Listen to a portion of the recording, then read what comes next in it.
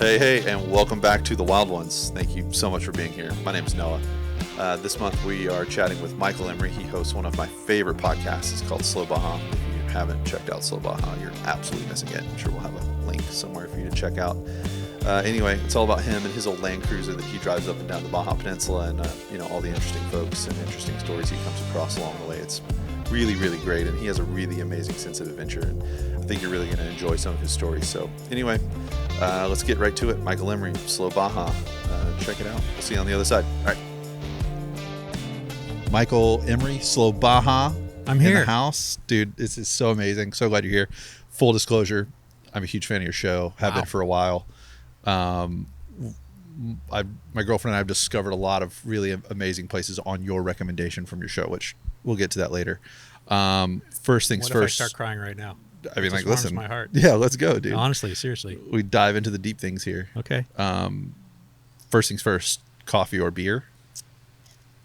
Oh, for sure, it's beer time. Beer time. Let's go. Tell us about this beer as I'm getting it out. Ice cold, Slow Baja Mexican lager from Moto Sonora. I'm pretty stoked about this. My friends Jeremy and Jeff own Moto Sonora Brewery in Tucson, Arizona. I love Tucson, and they're all motorcycles, trucks, cars, all that stuff, racing, slow off road, and they asked me if we could get together and do a Slow Baja thing. Yeah, dude. And I said, I like beer. Yeah. I mean, I don't always drink beer, but when I do. So we made this magnificent Mexican lager. I picked it up last week, took it up to Overland Expo, broke my pack mule carrying 8 cases of this thing. I didn't break my pack mule. Just wheeling all the way through the desert. I did not break my pack mule. I just bent it a little bit, carrying 8 cases and all this ice and all that. We did 120 dirt miles in a couple of days with a small group. Then we got up to Overland Expo, and I clandestinely handed beers out. So if Overland Expo, if you're listening, it didn't happen. There we are. Ripped my fingernails off opening these beers. You got to do Aussie style one-hander. It sounds so good, doesn't it? No dias malos, no bad days. Yeah, exactly. I'm right there with you. For our viewing audience who is new to Slow Baja, quickly tell us what Slow Baja is, the podcast, the truck, So Slow Baja is the podcast. It's also the name of my 1971 Toyota Land Cruiser FJ40. But I think more importantly, it's just become kind of a philosophy, how I look at life and how I look at travel. And absolutely, I'm doing my best to be the last guy to drive around Baja with no windows and keep eating a lot of dust and keeping Baja slow. Yeah. So it really is. It's slow travel. It's I adapted the signature phrase from the mountain bikers: "Go slow and say hello." But I think that's important. And again, today when we're sort of all wrapped up in technology, we've got a route and we've got a screen, and we're looking at the screen so we don't make sure we don't get lost. I just think there's something to like stopping and asking somebody about where are we going, what's the road like, yeah, man. What's going on, and you never know where that leads. And I think that's what Slow Baja is all about, that you really don't know where you're going until you get there. Yeah, and you might not get where you're going because you stopped and asked somebody and they offered you a dinner. Yeah. So cheers. Yeah, cheers again. Absolutely. So quick background behind you. I know you're a native son of the Mountain West, correct? Yeah, born in San Francisco, grew up in the suburbs, but lived in the city, right in the heart of San Francisco for the last 30 years. Cool. Year and a half ago, new job for my wife. Moved to Chicago. Started going to Baja in 1984, which that means this is my 40th year of going to Baja. Do you know why I know that's your 40th year of going to Baja? You were born in 1984. I was born in 84. Yeah. It's funny. I don't think of myself as old, but I've lived long enough to say, I was going to Baja before you were born, kid. Nice. Starting the Slow Baja podcast, that was really my quest, whatever it is, whatever's behind this thing, I still don't know what it is capturing these stories of these folks who were doing it in the 60s or the 70s or the 80s or the 90s. Yeah. Again, to still go to Baja in the 90s, you didn't have, sat phones or cellular phones or tracking. You weren't able to get on your laptop and figure out what route you were taking and then Yeah. go drive it on your phone screen. Right. I mean, so there's still Right. a lot of adventure in it. Absolutely. And I still, people going to Baja today, it's still a great adventure. It's just when you were doing it, like, again, I've referenced Pete Springer. When you were doing it like Pete Springer in 1962 on a 1950-something motorcycle, Right. It was different. Yeah. It was different. And Absolutely. if you broke down, it could kill you. Yeah. I was stoked to find your podcast because I felt a really strong connection to Baja, and I knew I loved it there. I knew how beautiful it was. And hearing your work, I thought really did it justice. And, if I look back on the last several years, even like my girlfriend and I were in Todos Santos, and we went and ate at a restaurant on your recommendation. Oh, wow. And you had the husband and wife. I can't remember their names right now. So you were in their Mezcaleria. Yeah. That's a beautiful place. amazing. Backyard under a tree. Yeah. Noel's right, an Noel. amazing, Man, such an a amazing nice force of nature. What a personality! Dude, absolutely. And he is legit in his mezcal knowledge and love. Yeah. Yeah. I don't know if you, and I maybe people have told you this before or not, but if they haven't, I need you to know this now. We asked Noel this is 2 years ago. Hey, we're here because we heard about this on this podcast called Slow Baja. And he was like, oh yes, Mike, I love Mike. I was like, hey, what happened after Mike left? Like, and he was like, dude, my business just through the roof. I've gotten so many people. I don't know I have to buy so much food. And I was like, all right, There we go. I've Shining my tiny little spotlight. Yeah, but, dude. Listen, my whole philosophy is there's no reason for me to talk to somebody who has a PR budget or can get their own message out. Yeah. Like, my interaction with Noel was legit. I walked into his restaurant. I actually walked in the bookstore in front, and then I bought a book there, yeah, a Graham and McIntosh book there. Yeah, and so I was in the bookstore looking back. I'm like, oh, that's a cool little old restaurant out there. And I went back there, and he's just a guy who's the kind of guy that I want to know. Yeah. And there's no big script or, big idea behind Slow Baja other than my personal curiosity and slowing down my own life enough to have an interaction with a guy like that and eat there and then eat there again and then come back and say, hey, I do this little podcast and I think you'd be an interesting thing. And then, like he and his wife have done this fabulous cookbook, which they didn't even talk about. We bought one when we were there. It's amazing. I'm just eating with this guy who I can recognize as an amazing human being. And again, I think it's hard to slow down enough to have the budget to kind of do these things. I'm very hand to mouth, so, but sometimes I get lucky. And Noel and his wife were one of those times. Yeah, dude, it was such an incredible experience. I'm so thankful. Yeah, I don't need to direct everybody to Hazamango in Todos Santos, but if you're in Todos Santos, you should eat in both places. Yeah. La Mezcaleria with Noel and his wife, and you should definitely go see Javier Plasencia. He has two, the Hazamango Cafe and the Hazamango Restaurant, and I've eaten them both, and they're phenomenal. Take notes, Internet. If anyone knows, it's this dude right here. A little bit of a change of pace. You traveled as like a youngster. You grew up traveling. You did a little bit of traveling when you were younger, and it was obviously a different era of traveling. It was not the internet era of traveling. And I've heard you talk about that a little on a couple of your shows. Do you contribute any of those experiences to how you approach traveling in Baja? Does it kind of define how you move around these days? Anytime I can turn off technology and just experience life firsthand, I'm pretty stoked about that. Yeah. Honestly, I am, and I can't deny it. My truck is old. Like yesterday, I spent 12 hours on the road driving across hot, dusty desert from Tucson to San Diego, and my phone, it's going all the time. It's blowing up. I have GPS on like everybody else, even though I know it's this road to that road to Interstate 8 to Pacific Beach. I know where I'm going, but I still have the GPS on, and I'm still getting texts and everything. And my truck is so difficult and dangerous to drive. Like, I can't look at my phone. I can't do all the things that people normally do on their phone while they're driving, Right. which is fine. Right. But when I stop to get gas, which I have to do all the time, like I've got 15 texts to, answer and like 4 Instagram messages and 5 emails and all that. And I'm trying to do that while I'm getting gas. But while I'm doing all that stuff, I'm not making miles, which I don't make miles very quickly in that truck anyways. And so that's how I end up arriving in PB at 11 o'clock at night, when you're staying at your buddy's house and it's like, hey, I'm just using it as a motel, got to go. Yeah, right. But I would really, I really love the paper map. Take that paper map. Now, you referenced Cow Patty earlier.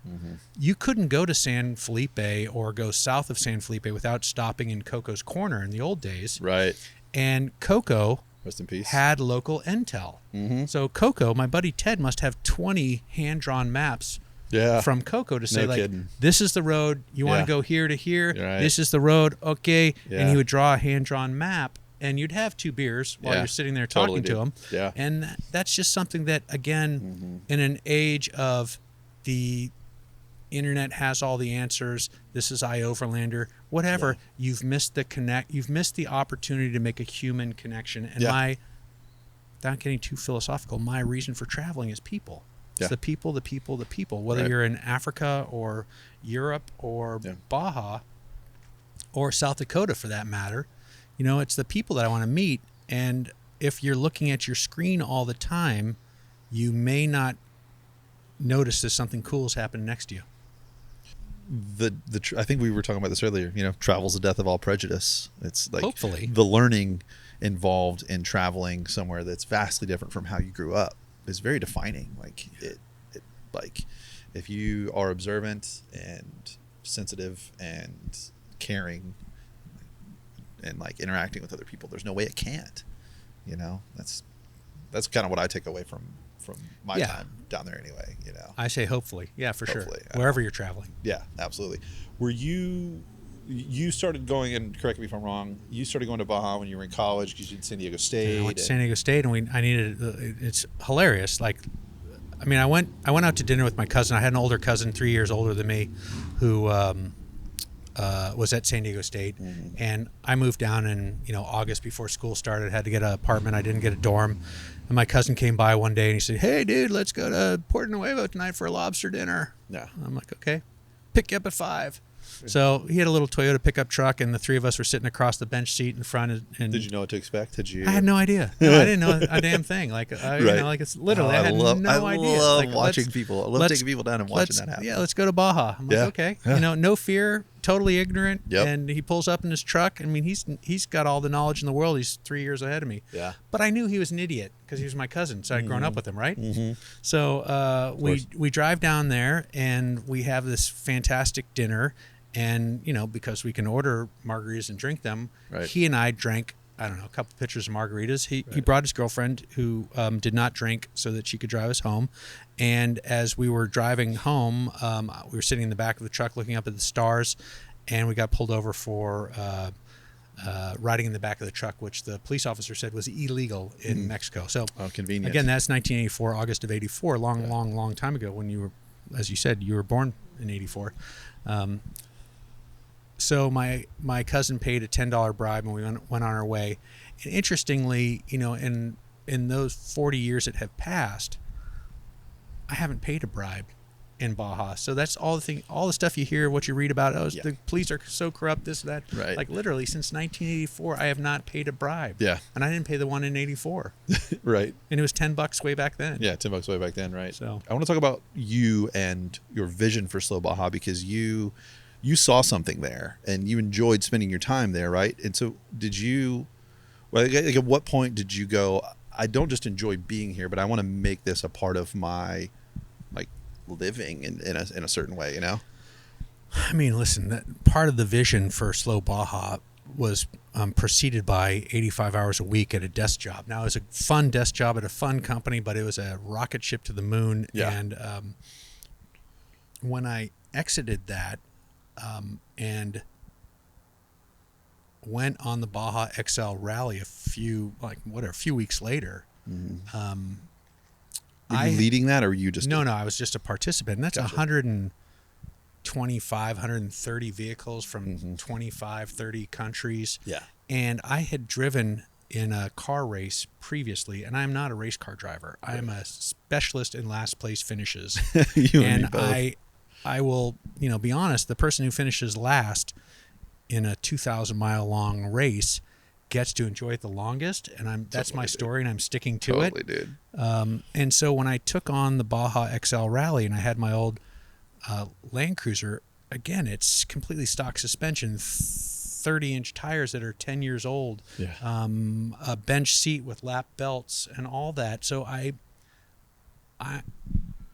had some qualms, and I had also a weird vision at the same time where I said, I'm going to get Slow Baja painted on my soft doors as a reminder to myself. That's where that came from. Okay. Yeah, as a reminder to myself not to do something stupid, not to get caught up in what they call the red mist of racing, where I feel like, I can show you. Listen, I'm going to. Yeah. And I just said, listen, I'm doing my own thing. Totally, dude. And I used that 10-day adventure as an excuse to have a great time with a college buddy. And we both had, 3 kids and other stuff going on, and the chance to get away with a pal and go to Baja for 10 days. And because it was an event for me to be able to reach out to folks who had sponsored my La Carrera Panamericana endeavors and say, I'm doing this thing, and have somebody else, help me pay the freight of goofing off for 10 days. Yeah. I mean, I was all in, and then all of a sudden I'm driving down these dirt roads, and I had not really driven a lot of dirt roads, like dirt roads to the point of like, okay, my range is 150 miles. I've got 2 tanks of, 10 more gallons, so I can go 250 miles, and be plotting on a map. How far is this stage? Where are we going to find gas? Totally, dude.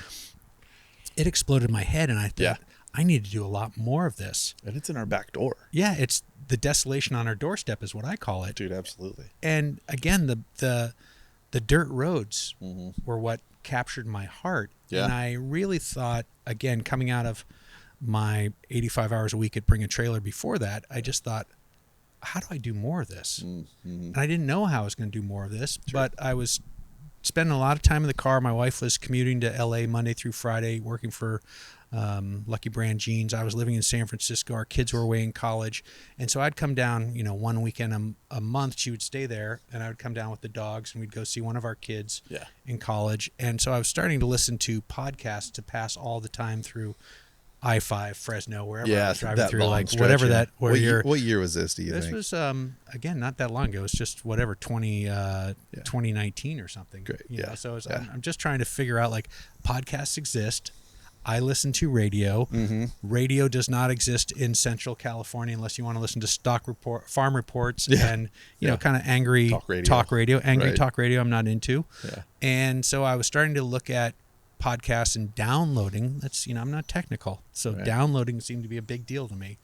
And I didn't really find a podcast on Baja that I liked. There was one that had involved a lot of off-road racing. There were some podcasts that I enjoyed, specifically Bruce Myers, who created the Myers Manx. Jim Riley, if you ever hear this, Jim Riley, you did a great job with Bruce Myers and getting his story out. And through that, listening to that and hearing this beautiful, very highly emotional story of Bruce talking about building the Myers Manx and everything that came after that.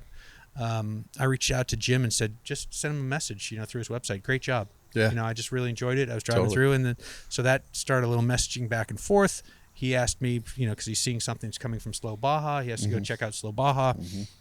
He invited me to be on the show as a guest. I got to see behind the curtain of podcasting. Cool. He offered me the show. I said, sorry, no. Oh, wow. So I didn't want to be the third host of a show that was named after a Chris Isaak album, basically, is what it came down to. Sure.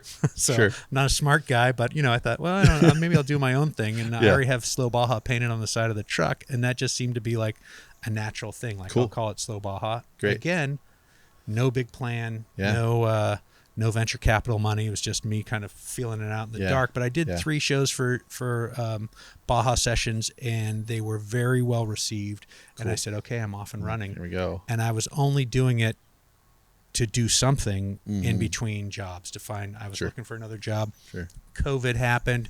The other job didn't happen. I just kept doing Slow Baja. And here I am, 150 shows later. Yeah, and a bunch of followers. And it was heartening, again, being at Overland Expo and just walking through the parking lot where people are camping and seeing like, hey, there's my sticker. Yeah. Hey, there's my sticker. Hey, there's my sticker. I don't even know who these people are. Because if there was a sticker before, like a year or two ago, I pretty much knew everybody. That's awesome. It's gotten beyond Strangers that. are starting to get a hold of them. That's cool. But if you see a sticker in Baja, there's a 98% chance that I personally stuck it there. And I never, ever, ever stick a sticker just to stick a sticker. I stick a sticker as a seal of approval. So if you see a Slow Baja, one of those yellow stickers, right. that means I was there, You were and there, I enjoyed it, and I have peeled at least one off and left. Oh, no kidding. Oh, yeah. I won't ask where, but it's just a crazy situation. Yeah. I did not enjoy the experience. And on my way out, I peeled that sticker off and Wow. said, F you, pal. That's crazy. I usually snap a photo. I was in a gas station in LA Bay and saw one on the thing, and seen a few around, and I always wonder if you stuck them or if someone else slapped them. Yeah, I don't have a team of minions sticking stickers. Yeah. But interesting thing about gas stations in LA Bay. So I'd only been to one gas station in LA Bay on the way into town. Yeah. I had not been into the gas One on the station right or on the left? on the way out of town. Yeah. So way into town, there are off-road racing stickers on all the pumps and everything.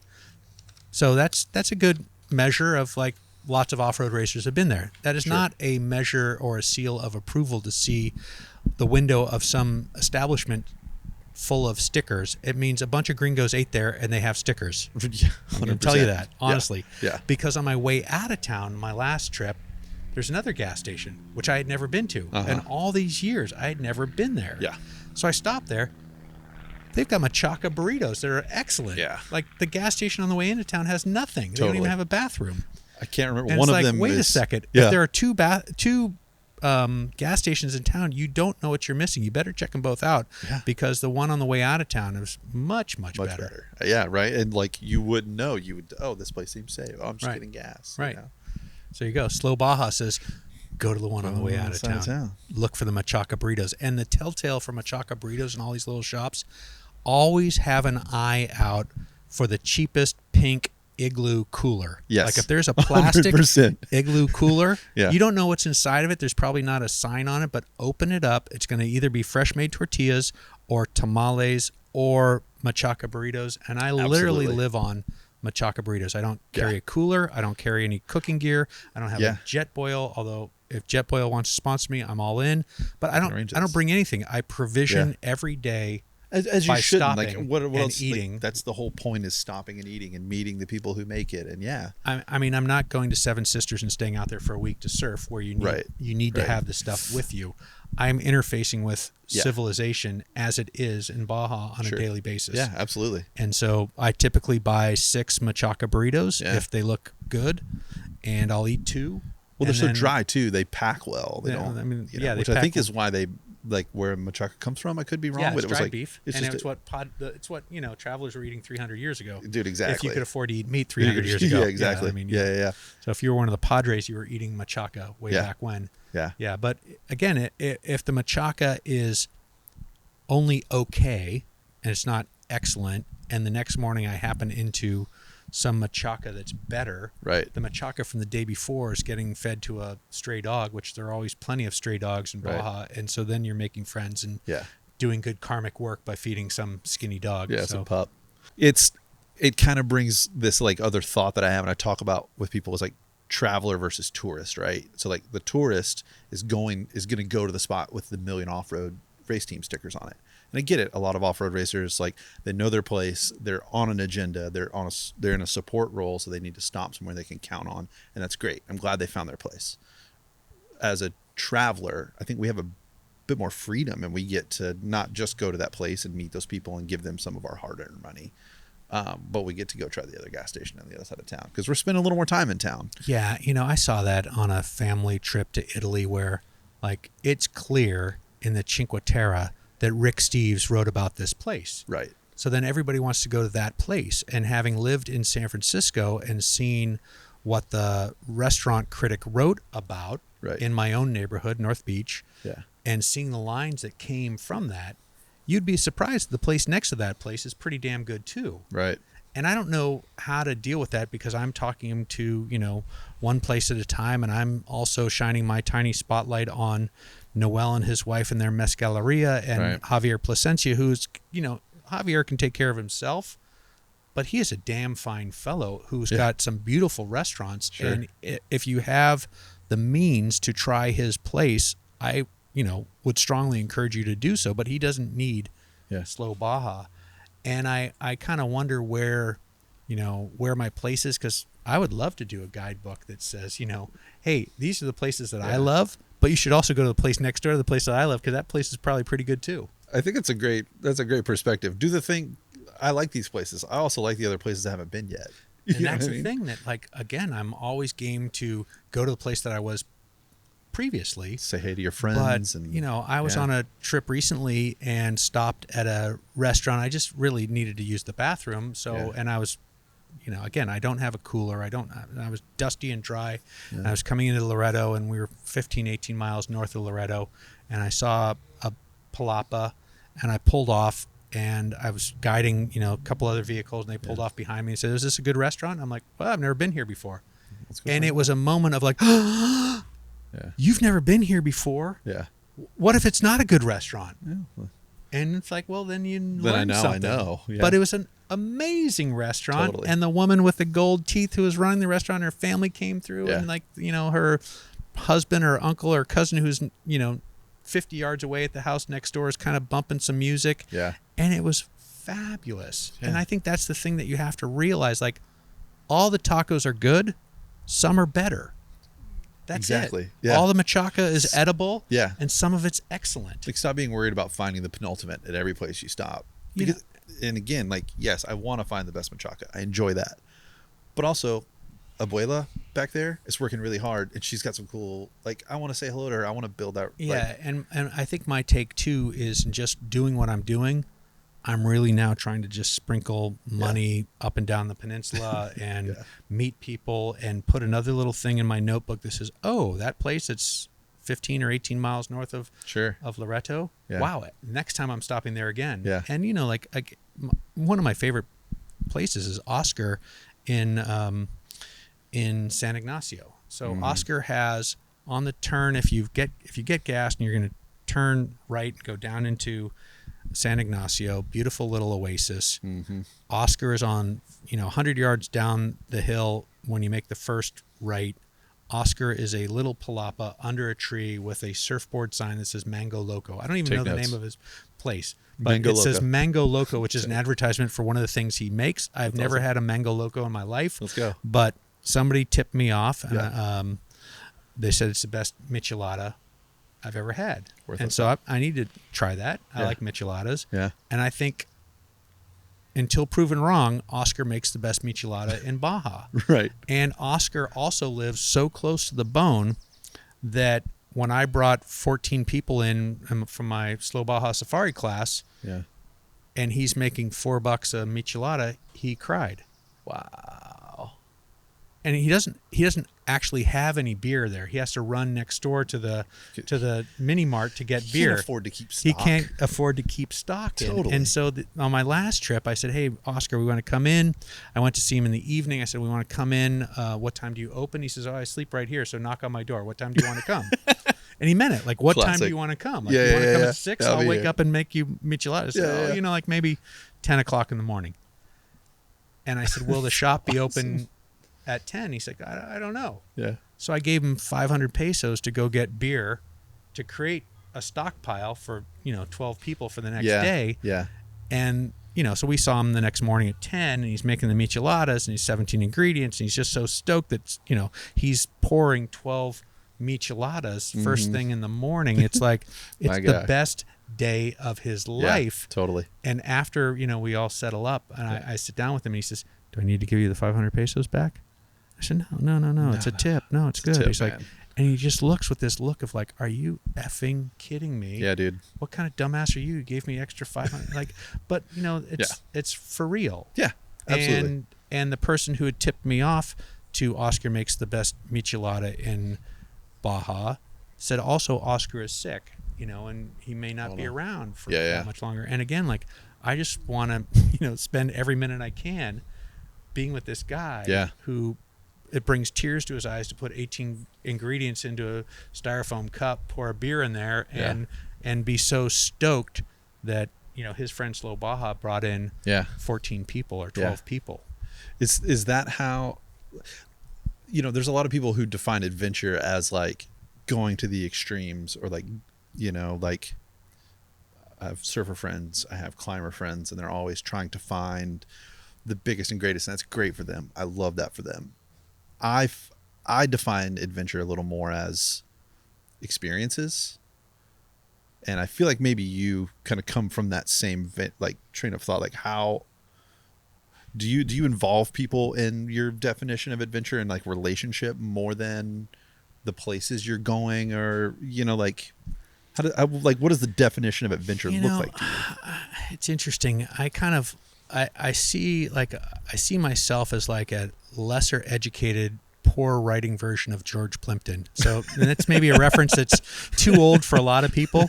You know, like George Plimpton was this guy in the 60s and 70s who just did these things, but he's Ivy League educated. He's a great writer, and he, you know, played professional baseball for a game. He took snaps as a quarterback for the Detroit Lions and wrote a book about it. He hung out with Jackie Stewart and learned about auto racing. He boxed Muhammad Ali. But he was just like this everyman who did these things to write about like what these freaks in our society can do. So when you talk about surfing, listen, I surfed on a Hobie 9.6, a 1964 Hobie 9.6.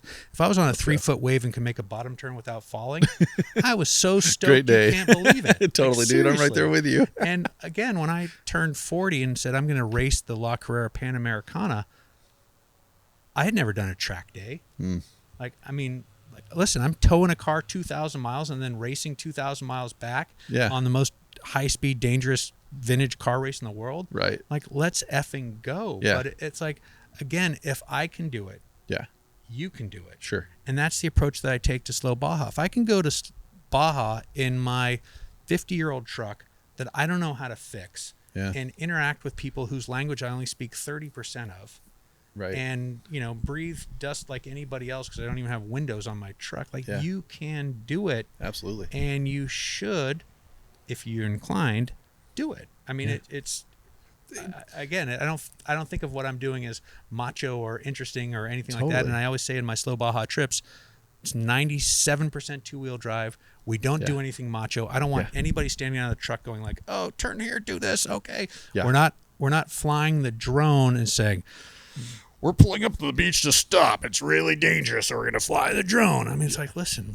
you know, what I'm doing, again, there's going to be a rancher in a clapped out, you know, Ford Ranger that's 40 years old on 3 bald tires with 3 people in the front, 6 people in the back. It's my favorite. No taillights, leaking radiator fluid, like, and you're triple locked, white knuckled. Totally. You know, it's just, again, check yourself. Totally. It's amazing. Like, you know, so many Sprinter vans, and I'm not knocking anyone who does it. Like, I've been surfing at Seven Sisters, and we've stayed with all those people, and it's great. You're going there for a long time. Be comfortable. Yeah. I totally get it. Yeah. You don't necessarily need it for the roads you're on. All the locals are running those, and like you said, clapped out whatevers that don't have any suspension left, which is great. So, having just come from Overland Expo, one of the things, my last trip to Baja prior to Overland Expo was Semana Santa. And so seeing all the locals and how they travel, and listen, they want to camp right next to each other, music blaring. There's not a single rooftop tent on all those beaches south of Mulhay. But what I love about the Mexican people, and they're having such a freaking good time, they strap the mattress from their bed onto the roof of the car. With the grill right behind it. And then they, you know, they get to the beach and they throw that thing right there in the sand. Yeah, dude. And it's a fiesta. It is, man. And there's a joy to breathe. There's a happiness of life. And less the music gear, is pumping. Yeah, less gear, more beer. Yeah, less gear, more beer. And that's an interesting thing. And while I was doing this less is more chat at Overland Expo, again, I kind of was like looking into the history, and the more you know, the less you carry. 100%. Yeah. But again, our society also has Instagram, which says you need all this stuff to go drive down dirt road. Yeah, totally. To look cool. How do we, I think that's what initially drew me to your podcast as well. Is, you know, I'm around the big expensive trucks and sprinters and all the stuff. And like, I was working for a guide service for a while, and we were doing these big dirt bike trips, and we have this really beautiful, amazing chase truck that's so comfortable and all the stuff. But, you know, we're going to this place that we love, and we want to go there as much as we can. So we can't be paying for all these things. So, like, I had to ask myself a question, and, like, how do I redefine this? And it's one of the things that, like, I genuinely want to ask you is, how do we redefine adventure and travel in an age of bigger, more expensive, faster? You know, like... Listen, man, there's a Earth roamer that starts at 1.1 million next to me. I was in its shadow the whole day, and it starts at 1.1 million, and my truck needs a tap on the starter to start. So I don't know what the answer is. Right. And I'm wearing a jacket that I bought used in 1990 with boots that I've resold twice and jeans that I've repaired. I just think, I think less is more. I think saving your hard-earned cash to put gas in your tank and go experience the world firsthand and make your own decisions and tune out what the rest of the world tells you should be thinking and go see it for yourself and figure it out for yourself, I think is super important, especially in an era where every answer is answered. Every place somebody's been to, you want to look at Gaia or Onyx or whatever, you'll see public tracks that people have been to where you've been before. Yeah. I know that people have been to where I've been before when I see the toilet paper, you know, so because I'm not looking at the public tracks. Drives me crazy. And it drives me crazy. And I've got garbage grabbers and I pick it up and burn it and do all this other stuff. I mean, I'm a every nut. time. But like, I don't know. I just have to say, like, go out and figure it out for yourself and have some value in making your own adventure. Yeah.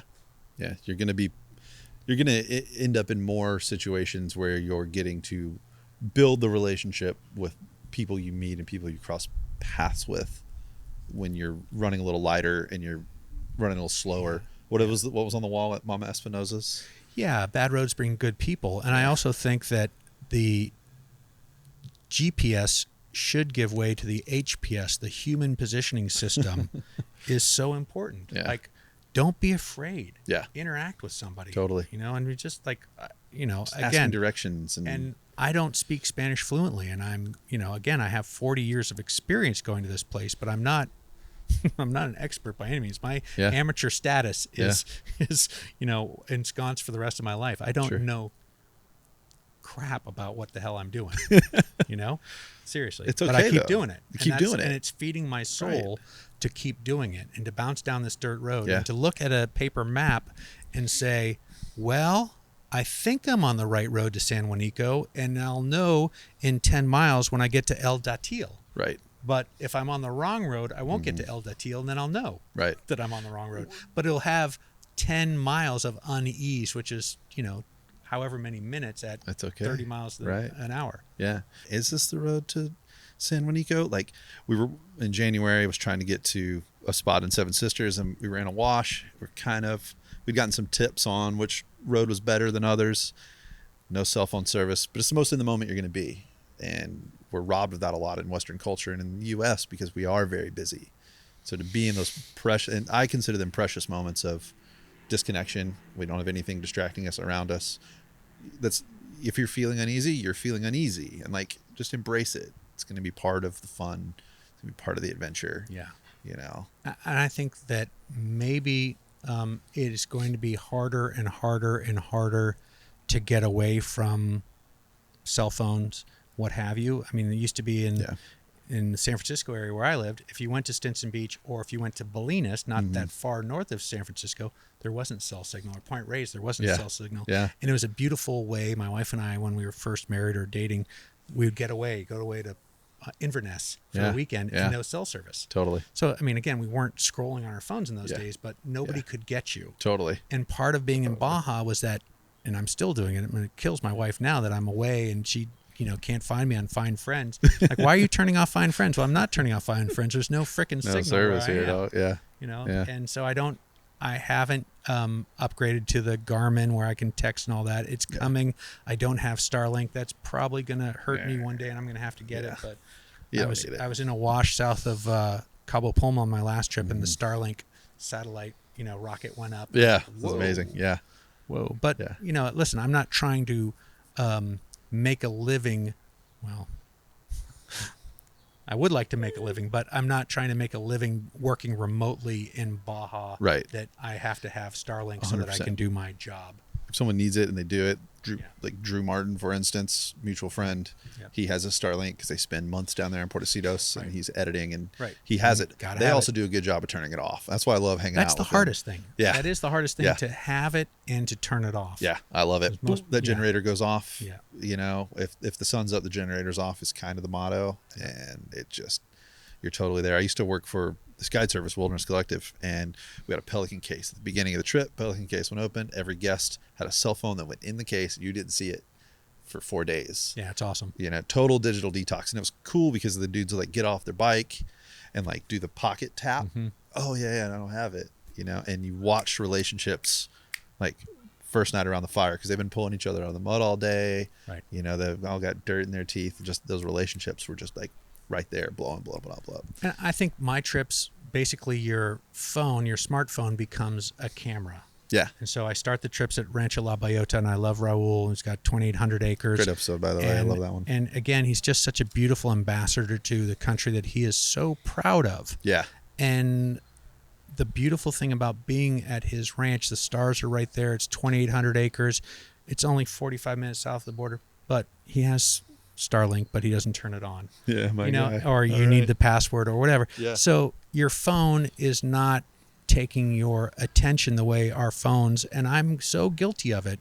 You know, I'm looking at my phone way too much every day. Yeah. Way too much every day. It's easy. It's right and there. it is, and it's, you know, your little rat brain says, "Oh, give me a hit of that. Give me a hit of that." Yeah. But when you get to a place where like there's this other thing, you're in a beautiful ranch. The stars are right there. You're drinking a good tequila or a beautiful beer, and you've had a fabulous dinner that somebody's made for you, and you're interested in talking to the person next to you at the campfire.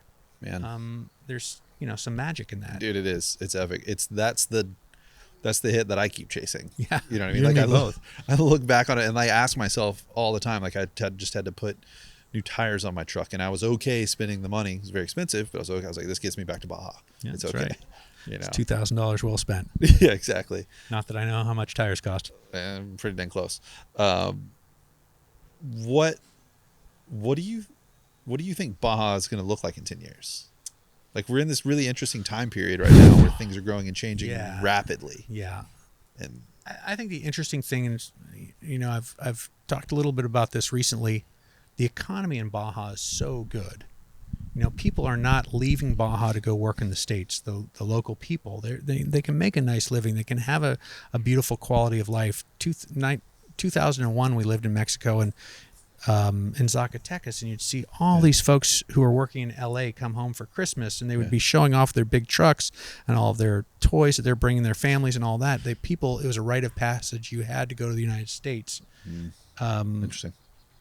In those days, I used to say in Mexico you have time, but you don't have any money. In the United States, you have money, but you don't have any time. Dude, And I think now there's a beautiful balance in Mexico and Baja especially of you have time and you have enough money to live an enjoyable life. And I think the local people understand that balance and they're seeking that balance.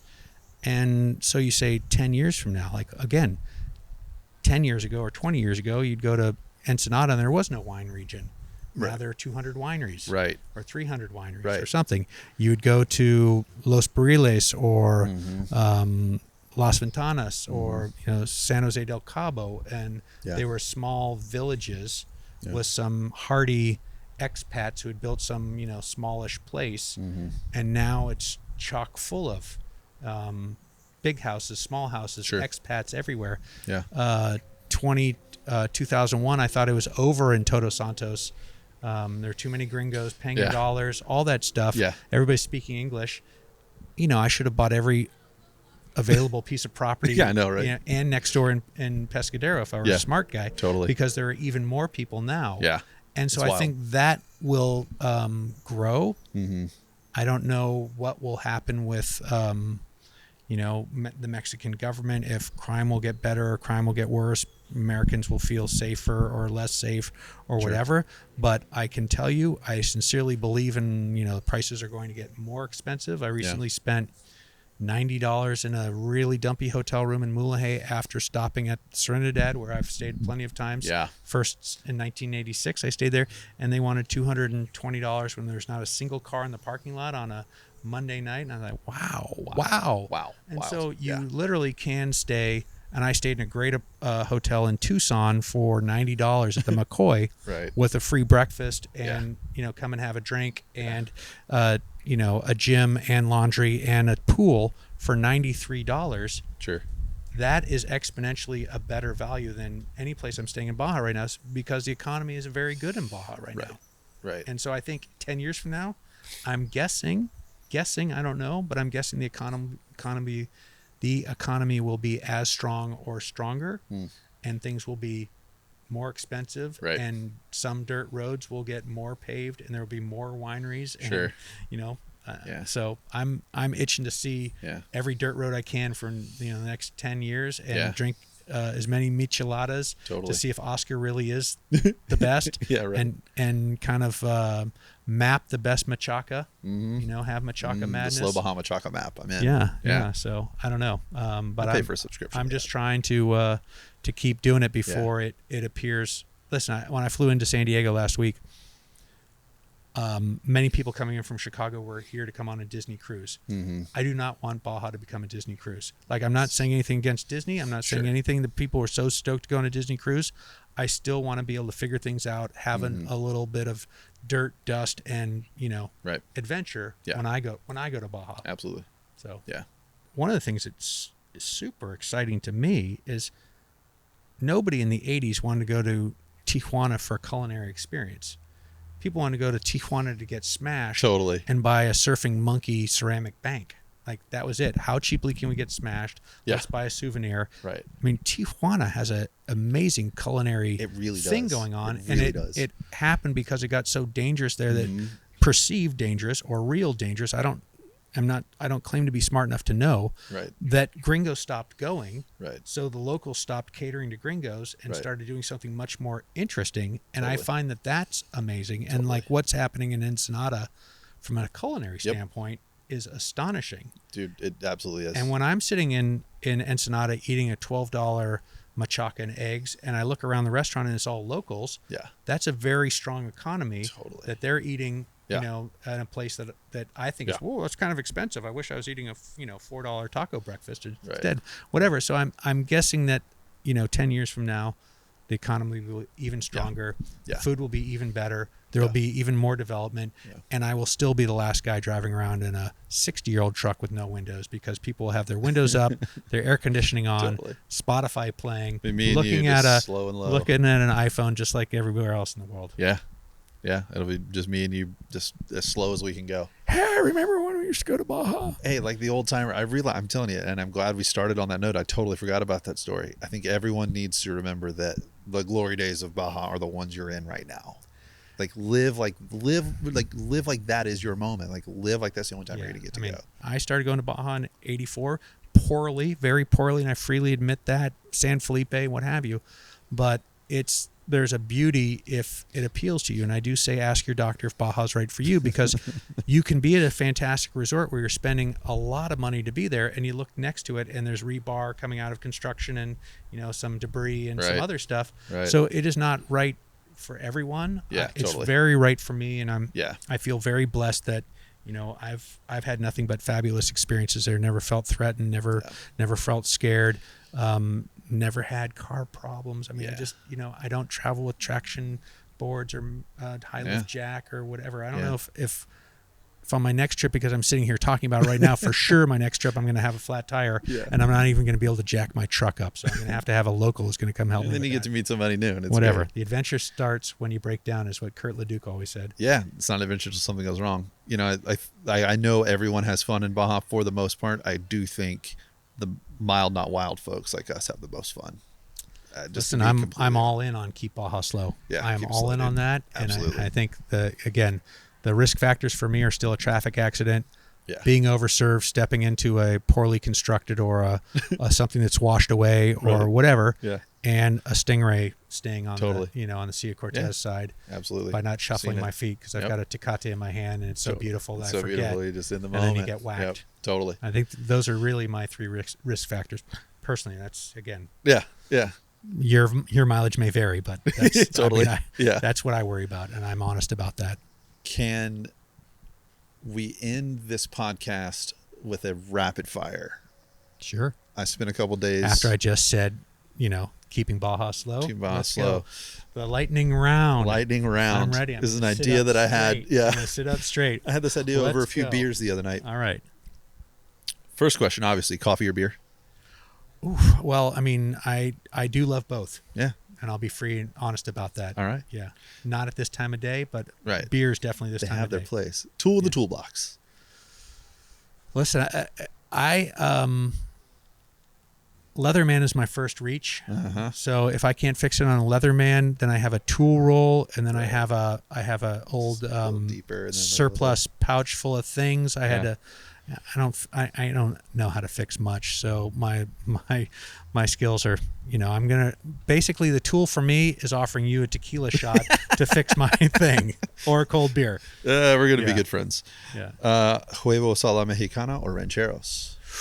Yeah, a la Mexicana for sure. Amen. And here's the thing so whatever, I don't like getting my hands dirty. And even that translates to breakfast. So like if I'm doing huevos rancheros, that's messy. Man. It is messy. Yeah. And People I love putting something on something or in something and then eating that. So yeah. Give me a flour tortilla. Yeah. Let me scoop my eggs into it. Let me put some salsa on that and some beans and then eat it. Make a little, hand roll that. I'm not opposed to huevos rancheros because it is tasty. It is tasty. It is tasty, but it's messy. It is messy. And I'm going to wear that on my fine, linen shirt or something else. I'm going to have that stuff down there for a week. I can't remember the lady who cooks at Drew's place, Adobe Guadalupe.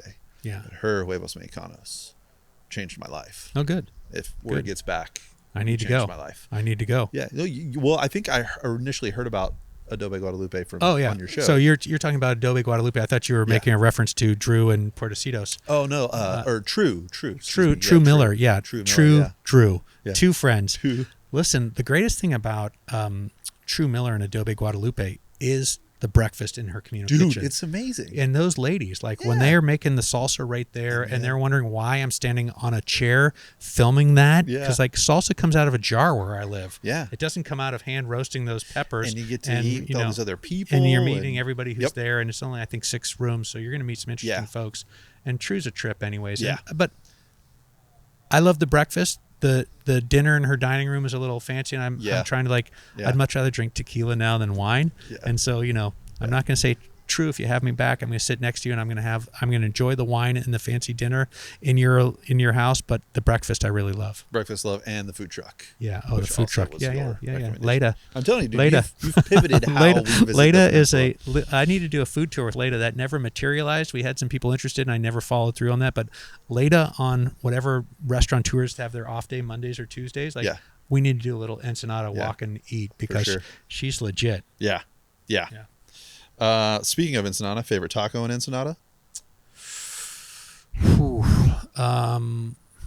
God, I don't even know the name of the place. That's a great sign. You just know how to get there. Well, Tony Bourdain kind of made it famous with the tostadas, and it's just their cart lady. Yeah, it's the cart lady. But I'm blanking on the name, but it's diagonally out of the parking lot of the huge, pink, ugly, multi-story hotel there that I used to stay in all the time in my Nora days, the Via Marina. So diagonally out of that parking lot, half a block up the hill on the main tourist drag is this fabulous tostadas.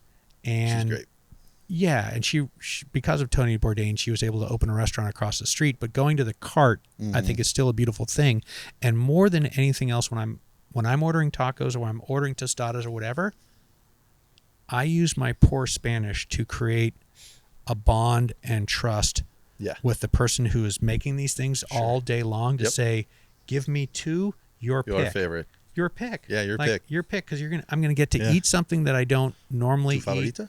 Yeah, su favorita. I mean, and I do it all the time. And the guys there, I mean, they made 2 tostadas that were mind blowing. Yeah, rad. And so instead of just saying like al pastor, carne asada, whatever. Yeah, what the comfortable I just answer. say like you Yeah. you pick. And I did this on a road trip recently where I stopped for breakfast coming out of La Paz. Mm-hmm. And I was so hungry, and I'm driving north, and there's nothing. It's a Sunday, and I'm nothing. And I find this little tiny spot that's got 16 cars around. I'm like, okay, I'm going to go check that out. Yeah. And there were, 3 beautiful sisters cooking away.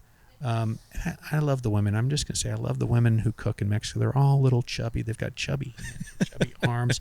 And, we're just so worried about how we look in the States with our Lycra and Lulu everything. And I'm going to look at I'm going to look at a 50-year-old woman as charming as I can be and say, "What would you recommend?" And she looks at me like, "What do you want?" I said, "I want you to tell me what I should have." Yeah. And she chose 3 things, and they were all sensational. That's right. And I snapped a photo when I left and said, "Okay, now this is another thing in my. If Yep. I'm ever doing a book, this is Dot a on the place you map. have to eat." Yeah. And I was the only gringo in the place, which was great. Yeah, rad. Yeah, as you should be. What town has the best mechanics? Every town. I love that every answer. village. Absolutely. Every village has a tire shop, somebody who can fix it. And people, they don't have a lot of money. Even though taking my comments about this of the economy, people are still buying used tires. I should do a series on. You cannot believe how bad the tires are. Look at the tread on this one showing through, because you see it every day. Totally. People driving around, bald tires, tread showing through. So every village is going to have a tire llantera. But again, my first trip in October, I had these guys who were driving the 73 Commando in my Slow Baja vintage, and their frame broke. Their flipping frame broke. So something broke on that truck every day. They had such a great spirit. They won the Slow Baja trophy for that Baja's Right For You award. All right. But the day their frame broke, we were eating at Mama Espinosa's. Yeah. I asked Mama Espinosa's son or nephew or grandson, I don't know what, but a 50-year-old guy at the cash register, where's the welder? He's like, we really don't have a welder. So every town's got a welder. So he's a mechanic, but he also welds, whatever. Perfect. So he showed me where it was, drew a little map. I took the guys over there, literally for $40 and tacos and beer and a $30 tip, which they didn't have to give them. The guy fixed their frame, and it will never, ever, ever break again. It was a design flaw, and it had been fixed before. And they were back at Mama Espinosa's before we were done with lunch. No way. And that's the thing that you just don't you don't understand. Oh, well, you need to make an appointment because it's Thursday and we don't have any room until next, Tuesday, and you got to stay. Sorry, we can't help you. No, they're gonna okay, come right in. We'll fix your truck, and we'll make it so great that it'll never break again. And by the way, it was only $40. Totally. Mechanics in Baja, they can fix anything. And they have a can-do spirit. Yep. And it might not be fixed perfectly, but if you have anything old, I will say, do not bring a brand new Jeep Rubicon 392 and expect that your shade tree mechanic is going to be able to fix your car under warranty. Yeah. That's why I drive an 01 Dodge Ram, because I know that if I need help, they're there. Or an 01 Forerunner, an 01 Ford F-250. All those things are going to be easily fixable. Yeah. It's Baja has the humanity of a different era. Yeah, and again, every village has a tire guy. Every town has a mechanic. Every city of any size has an AutoZone or whatever the equivalent is. So you're going to be able to buy parts. So your car will be able to get fixed unless it's a brand new something. Yeah, totally. The older the better, Ken. I'm getting a signal that we've lost a camera, which I think is the universe's way of telling me that I need to shut up. Quit talking. There's burritos down the street. Let's go. I think maybe we should go get a bite. All right. Well, it's been a delight, man, getting to know you a little bit and sharing a little bit about you can tell how passionate about Slow Baja. It's real. It is, dude. It is absolutely real. Thank you so much. I know this was a hell of a drive. I'm glad I made a new friend out of this. I look forward to being south of the border with you and getting into, some cool situations and meeting some folks, and the pleasure is all mine. Well, I think in closing, keep Baja slow. Yeah. Ask your doctor if Baja is right for you. And if you're doing nothing but driving, like I'm going to be for the next few hours, you need to listen to a podcast, tune into Slow Baja, because, I've talked to some interesting folks. And I know you're not going to plug this, so I'll plug it. Yes, listen to the podcast. Go to the website. Drop some tacos in the tank. Got some great merch. I just got a sweatshirt recently. I wear it constantly. And the next sweatshirt round will be even thicker and better. All right. Let's go. Yeah. Thanks again, Michael. I appreciate it. Let's get out of here. All right. Thanks, dude. That's great.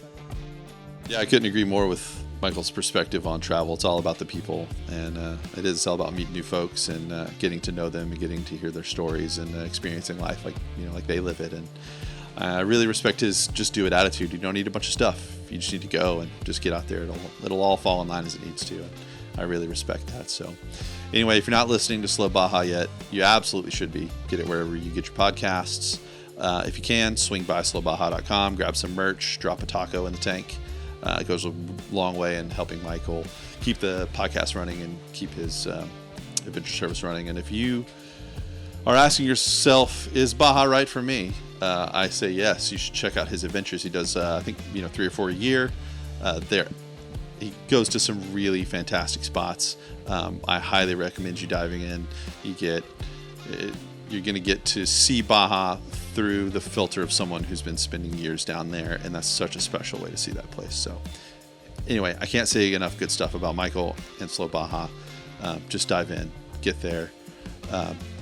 Hey, who knows? Maybe I'll see you down there. Anyway, see you next month. Everybody have a great rest of your summer. All right, we'll see you on the next one. Bye-bye.